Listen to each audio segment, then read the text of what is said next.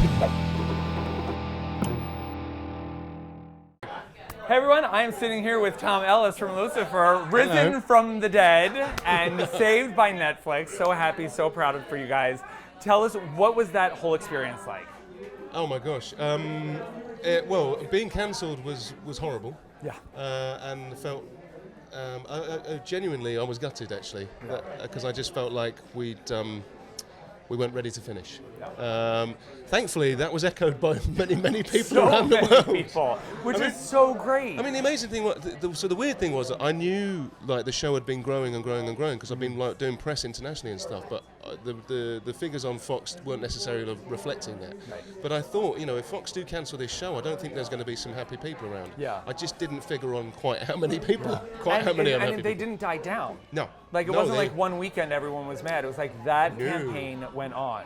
Yeah, it became incessant, and it was like, it was the one thing that kind of, it picked me up off the floor, the reaction, and it really made me determined, along with Peter Roth at Warner Brothers, and Jerry Bruckheimer, to kind of find a new home for the show.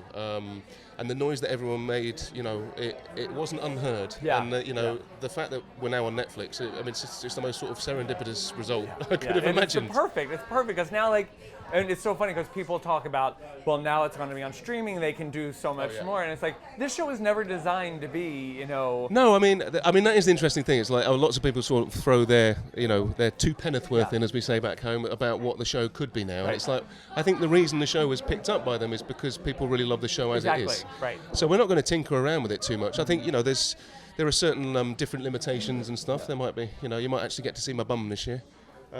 Which is Joe Henderson's mission, apparently. But no, I think we're not going to play around with it too much because if it ain't broke, don't fix it. Is kind of like the theory. Did you guys, when the news came in, how did you guys celebrate? Well, the weird thing is I've been in the UK for most of the entire process that this is happening. So I actually was waiting for a phone call on that particular day, but I'd had a sort of an earlier phone call suggesting that because we'd had sort of news filtering through that it was going to be positive. Okay. And then on the last day, the day that the announcement was going to be made, I had this news that it might have all fallen apart at the last minute.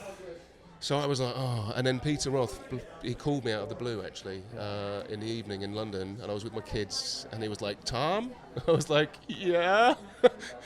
Expecting him to go, I'm really sorry we tried.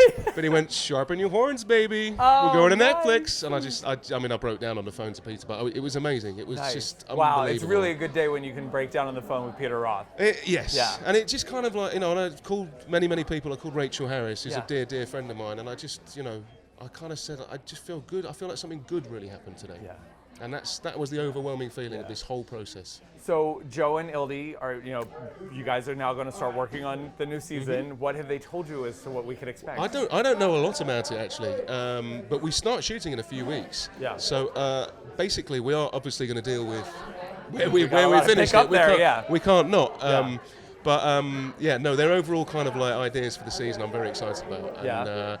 And I love the notion that we are 10 episodes a season, because I think, when you do 22 episodes, it's great for lots of reasons, but it also means that you end up stretching and diluting a lot of storytelling. Yeah. And we're just going to get right down to it this season. Yeah, I love it. Every episode will count. So how many people took you out for drinks after the cancellation? Weirdly, I was in Rome when I got the news at a fan convention. So I was with my buddies from Supernatural. And we were all going to go out for dinner anyway that night. And then I sort of went out for dinner, then everyone didn't know what to say to me. It was a bit like a wake, and everyone was like, "Oh man, I'm so sorry." Right. But it was great. Everyone was so supportive and lovely there, and it's the most unbelievable kind of amazing thing that's happened since I've been an actor. Well, since this is Comic-Con and it is a fan event, we want you to give you a chance to talk to the people that couldn't make it here to say what you want to the fans.